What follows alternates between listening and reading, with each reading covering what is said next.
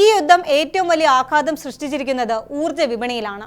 ലോകത്തെ ആകെ എണ്ണ വിപണിയുടെ 20% കടന്നു പോകുന്നത് തന്ത്രപ്രധാനമായ ഹോർമുസ് കടലിടുക്കിലൂടെയാണ്.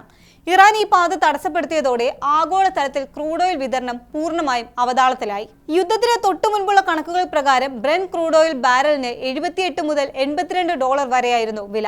എന്നാൽ സംഘർഷം രൂക്ഷമായതോടെ ഇത് $125 മുകളിലേക്ക് കുതിച്ചുയർന്നു. കേവലം 2 ആഴ്ചയ്ക്കുള്ളിൽ 50% വർധനവാണ് രേഖപ്പെടുത്തിയത്. ഇന്ത്യ ഉൾപ്പെടെയുള്ള രാജ്യങ്ങളിൽ ഇന്ധന വില വർധനവിനും തൽഫലമായി പച്ചക്കറി മുതൽ അവശ്യ സാധനങ്ങൾക്ക് വരെ വിലക്കയറ്റമുണ്ടാകാനും ഇത് കാരണമായി.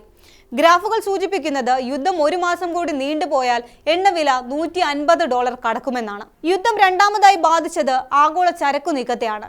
ചെങ്കടൽ പാതയിലെ സുരക്ഷാ ഭീഷണിയെ തുടർന്ന് പ്രമുഖ ഷിപ്പിംഗ് കമ്പനികളെല്ലാം തങ്ങളുടെ കപ്പലുകൾ വഴിതിരിച്ചുവിട്ടു. സാധാരണയായി സൂയസ് കനാൽ വഴി പോയിരുന്ന കപ്പലുകൾ ഇപ്പോൾ ആഫ്രിക്കയിലെ കേപ്പ് ഓഫ് ഗുഡ് ഹോപ്പ് ചുറ്റിയാണ് സഞ്ചരിക്കുന്നത്. ഇത് കപ്പൽ കമ്പനികൾക്ക് കനത്ത സാമ്പത്തിക ബാധ്യതയാണ് വരുത്തിവെക്കുന്നത്. ഒരു കപ്പലിന് യാത്ര പൂർത്തിയാക്കാൻ ഇപ്പോൾ 10 മുതൽ 15 ദിവസം വരെ അധികം വേണം. ഇന്ധന ചെലവ് ഇനത്തിൽ മാത്രം ഒരു യാത്രയ്ക്ക് $1 ദശലക്ഷം അധിക ബാധ്യതയാണ് ഇത് സൃഷ്ടിക്കുന്നത്. കപ്പൽ വാടകയുടെ തോത് അളക്കുന്ന ഫ്രൈറ്റ് ഇൻഡെക്സ് പ്രകാരം വാടകയിൽ 250% വർധനവാണ് രേഖപ്പെടുത്തിയിരിക്കുന്നത്. ഈ അധിക ചെലവ് ഓരോ ഉപഭോക്താവും വാങ്ങുന്ന ഉൽപ്പന്നത്തിന്റെ വിലയിലും പ്രതിഫലിക്കുന്നു. കോവിഡിന് ശേഷം കരകയറി വരികയായിരുന്ന ലോക സമ്പദ് വ്യവസ്ഥയ്ക്ക് ഈ യുദ്ധം വലിയൊരു തിരിച്ചടിയാണ്.